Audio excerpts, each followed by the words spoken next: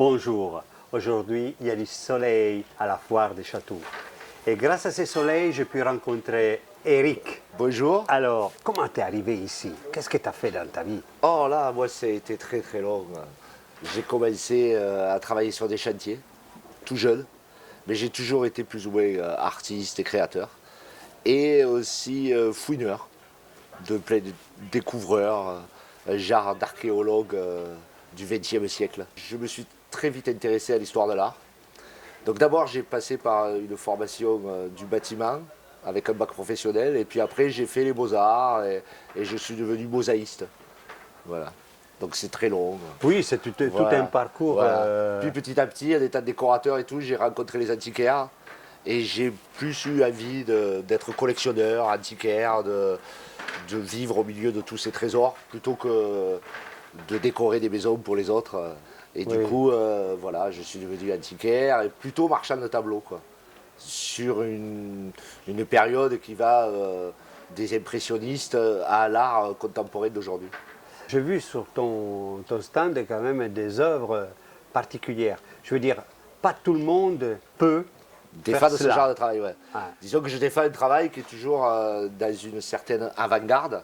J'aime les artistes qui inventent quelque chose à l'époque où ils sont actifs. Et du coup, c'est ça que je recherche. C'est l'artiste qui va être un précurseur, un passeur de culture et qui va voir plus ou moins ce qui va se passer dans les arts picturaux ou même le design, autre chose, dans le futur. Oui, oui. Qui va imaginer le futur. Et c'est ça qui est intéressant de toute façon dans l'art, parce qu'après, bon, le reste, il n'y a pas de problème, mais on est plus pas un artisanat, quoi. Là, on touche à l'essentiel, quoi. Donc j'essaie de vendre des choses culturelles et de rendre les gens plus culturels, quoi. Parce que je trouve que dans ce pays, on a une histoire artistique fabuleuse et on ne s'y intéresse pas assez. Tu es presque un ovni à l'intérieur de toute cette démarche artistique. Parce que... Tout à fait. Dans ma vie, de toute façon, j'ai toujours été plus ou moins ovni. Tu continues. Voilà, partout où je suis passé, c'est ma spécialité. Donc je suis un spécialiste de l'originalité. Voilà. Il y a des spécialistes dans les meubles anciens, 18e, Voilà. et toi dans l'originalité. Voilà. Moi, ça peut être une œuvre des antiquités romaines, si elle a quelque chose de particulier et qu'elle peut correspondre à la démarche intellectuelle que j'ai par rapport à un objet ou une œuvre d'art, je fonce. Même si ce n'est pas dans mes périodes. Il m'arrive d'acheter des œuvres du XVIIe ou des œuvres romaines, sans problème. Et comment t'es arrivé à Château? Alors Château, c'est un peu par hasard. J'avais arrêté de faire des foires. Je travaillais beaucoup plus en salle des ventes ou en galerie. C'est toujours un peu comme ça, ce métier. Il ne faut pas trop calculer, hein. Je me laisse aller à la vie, quoi. Sans trop calculer et avoir des projets d'avenir, parce que ça ne marche jamais, ce qu'on veut. Tu vis les moments. Voilà, je vis le moment.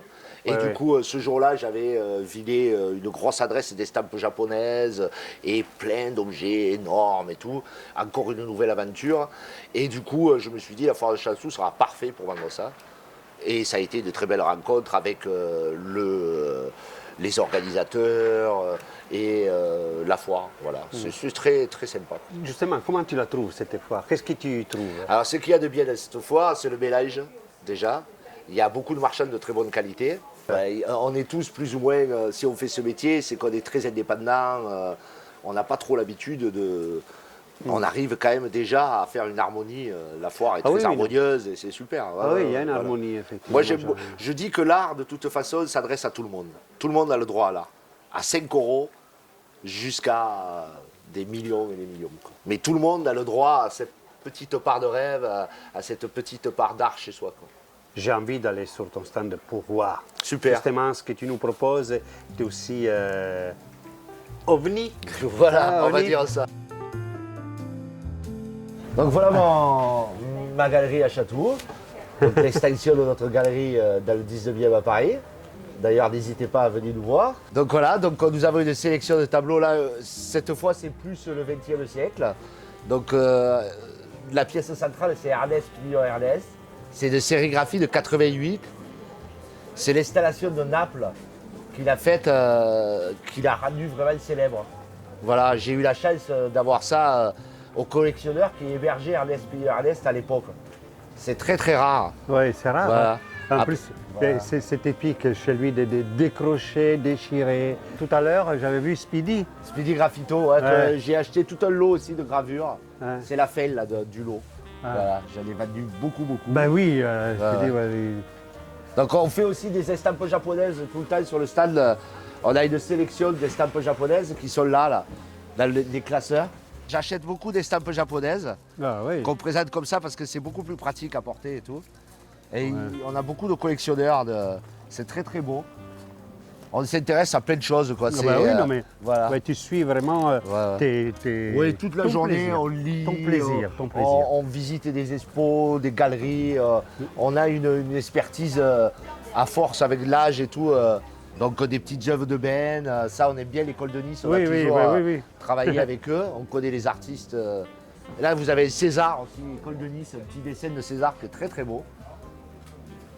Donc Fautrier, d'énormes artistes français abstraits. Alors ça vraiment il n'y a que moi qui comprends, mais bon, c'est des danses, vous voyez, il dessinait des danses. Ouais. C'est toute une... Les mouvements. Il y Voilà, a c'est le tout mouvement. C'est, Et puis on disait deux Fautrier, jambes. et c'est tout très ça. très important dans l'art abstrait. Ouais. C'est le mouvement informel avec Jeanne Dubuffet. C'est des papes de l'art abstrait. C'est exposé à Beaubourg, c'est vraiment des sommités. Voilà, ça Ouais, c'est de ça- l'art brut, c'est très beau. Oui, ça, ça, c'est c'est beau. pas très connu comme artiste, mais j'aime beaucoup voilà, vous avez Georges Gillier, un surréaliste, très très connu aussi. Ah, Et les aussi. bijoux d'artistes là, c'est Frédéric Barzillet, une partie, puis il y a d'autres artistes, qui est un artiste qui a fait ses bijoux dans les années 70, qui est d'abord un photographe, un ami de Man Ray, et qui a eu une grande carrière en tant que photographe, et qui a aussi fabriqué les bijoux, parce que c'était une touche à tout, quoi. Voilà, et puis ça part dans beaucoup de salles. Vous avez de l'art brut aussi sur vos salles.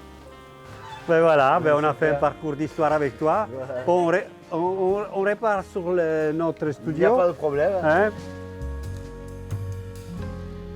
Pour terminer justement notre rencontre, est-ce que tu as une histoire qui t'est arrivée? Et des meubles que j'ai vendus 3 fois, mais je ne vais pas dire ça à la télé là, quoi. Non, Pourquoi tu as vendu je sais pas trois ça. fois? Il y a C'est des rare, trucs assez. Camille, on- Mais il y a, tu- par exemple, une de mes histoires assez marrantes qui m'est arrivée, c'est un buffet, je l'ai vendu 3 fois.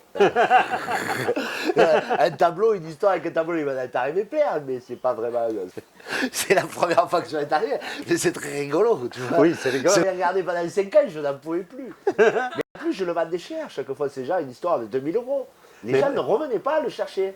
Il avait comme un genre Dora. Je ne savais pas qui c'était, moi. Il a payé un liquide, le gars sur le marché à la brocante. J'ai mis une annonce, venez récupérer votre buffet, tout ça. Jamais j'ai revu la personne. Mais Comme peut-être- la loi me l'impose, je l'ai gardé un an et demi. Et alors, le lendemain que j'ai exposé le buffet, je l'ai revendu. Hein. Le truc se vendait comme du petit pain. J'aurais dû le garder peut-être. Il avait comme. Je me serais enrichi. Et donc, je revends le buffet, pareil, à liquide et tout. Et cette fois, à la boutique. Ils sont jamais revenus. Ils étaient super chauds. Ah, il est beau ce buffet et tout plein. Ils sont jamais revenus. Moi, j'avais ni leur adresse ni quoi que ce soit. Cette fois, j'ai gardé 2 ans comme c'était à la boutique. Mais ton histoire, ça se termine comment? Tu revends? Et bien, et t'as- 2 ans après, le buffet toujours pas vendu. Un copain vient chez moi, avait besoin de buffet, voit le buffet et je l'ai changé contre des caisses de vin. Mais t'en avais marre de ces Ah, mais bouffées. j'en pouvais plus, ça faisait 5 ans que je voyais ce buffet. Il se vendait, j'aurais peut-être dû le garder, il Ben m'aurait oui, rapporté une ben grande oui. fortune.